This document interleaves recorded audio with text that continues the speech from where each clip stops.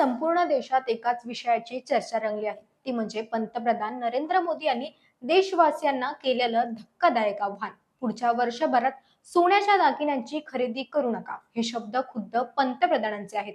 रविवारी 10 मे रोजी एका कार्यक्रमात बोलताना मोदींनी केवळ सोन्यावरच नाही तर पेट्रोल, डिझेल, अगदी खाण्याच्या तेलावरही निर्बंध घालण्याचं आव्हान केलं. हे ऐकल्यावर अनेकांच्या मनात धडकी भरली. सोशल मीडियावर प्रश्न विचारले जात आहेत की भारत नेमका कोणत्या दिशेला चालला आहे. देशात पुन्हा लॉकडाऊन लागणार आहे का, की आपण एखाद्या मोठ्या आर्थिक महामंदीच्या उंबरठ्यावर उभे आहोत. आजच्या या व्हिडिओमध्ये आपण या सर्व प्रश्नांचा उलगडा करणार आहोत आणि मोदींच्या या वक्तव्यामागचं नेमकं अर्थशास्त्र समजून घेणार आहोत. नमस्कार, मी मयुरी आणि आपण पाहतात मुंबई आउटलुक. पंतप्रधानांनी आपल्या भाषणात जुन्या काळातील आठवण करून दिली. ते म्हणाले की एक काळ असा होता जेव्हा देशावर संकट आलं की लोक स्वतःहून आपलं सोनं देशाला दान करायचे. आज सरकार तुमच्याकडे तुमचं सोनं मागत नाहीये, पण देशाच्या हितासाठी तुम्ही पुढच्या वर्षभरात नवीन सोन्याची खरेदी टाळली पाहिजे, असं आव्हान त्यांनी केलं आहे.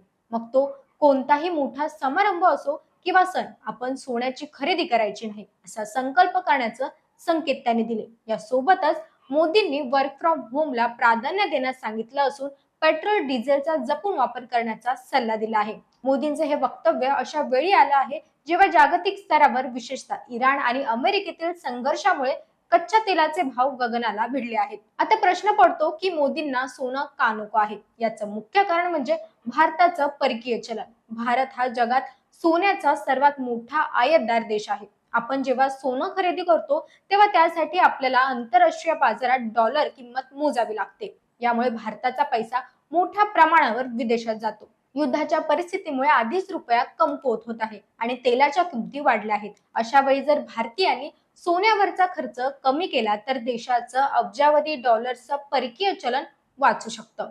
हे वाचलेलं चलन देशाची आर्थिक अर्थव्यवस्था मजबूत करण्यासाठी आणि युद्धजन्य परिस्थिती आपत्कालीन मदतीसाठी वापरता येईल. हा त्यामागचा शुद्ध आर्थिक उद्देश आहे. केवळ सोनच नाही तर पेट्रोल डिझेल बाबतही मोदींनी सावध केलं आहे. भारताला आपली 70 ते 80% इंधनाची गरज आयातीतून पूर्ण करावी लागते. इराण अमेरिका युद्धामुळे पुरवठा साखळी विस्कळीत झाली आहे. जर आपण इंधनाचा वापर कमी केला तर कच्च्या तेलाची आयात कमी करावी लागेल आणि पर्यायाने देशाबाहेर जाणारा पैसा वाचेल. वर्क फ्रॉम होमचा मुद्दाही याच कारणामुळे मांडला गेला आहे, जेणेकरून वाहतुकीचा खर्च आणि इंधनाचा वापर कमी होईल. खाण्याच्या तेलाबाबतही भारत आयातीवर अवलंबून आहे. त्यामुळे स्वदेशी उत्पादनांचा वापर वाढवा आणि विदेशी वस्तूंचं अवलंबित्व कमी करा, असा थेट संदेश पंतप्रधान यांनी दिला आहे. मोदींच्या या विधानानंतर अनेकांना वाटतं की भारत श्रीलंकेसारख्या किंवा पाकिस्तान सारख्या आर्थिक संकटात तर अडकणार नाही ना, पण तज्ञांच्या मते हे संकट येऊ नये म्हणून केलेली ही पूर्वतयारी आहे. सध्या जगभरात मंदीचं सावट आहे. युद्धामुळे पुरवठा साखळी ठप्प झाली आहे. अशा वेळी जर जनतेने बचतीचा मार्ग स्वीकारला तर देश आर्थिकदृष्ट्या सुरक्षित राहू शकतो. हे आव्हान कोणत्याही भीतीपोटी नसून एक प्रिव्हेंटिव्ह मेजर म्हणून पाहिलं पाहिजे. लॉकडाऊन लागण्याची शक्यता जरी धुरसर असली, परंतु आर्थिक शिस्त पाळण्याचे संकेत मात्र स्पष्ट आहेत. शेवटी पंतप्रधानांचे हे आव्हान किती यशस्वी होतं हे जनतेच्या प्रतिसादावर अवलंबून आहे. भारतीय संस्कृतीत सोन्याला अनन्यसाधारण महत्व आहे. त्यामुळे लग्न कार्यात लोक खरेदी करणं टाळणार का, हा मोठा प्रश्न आहे. मात्र देशहिताचा विचार करता जर आपण काही काळ आपल्या चैनीचा खर्च कमी केला तर त्याचा फायदा देशाच्या तिजोरीला नक्कीच होईल.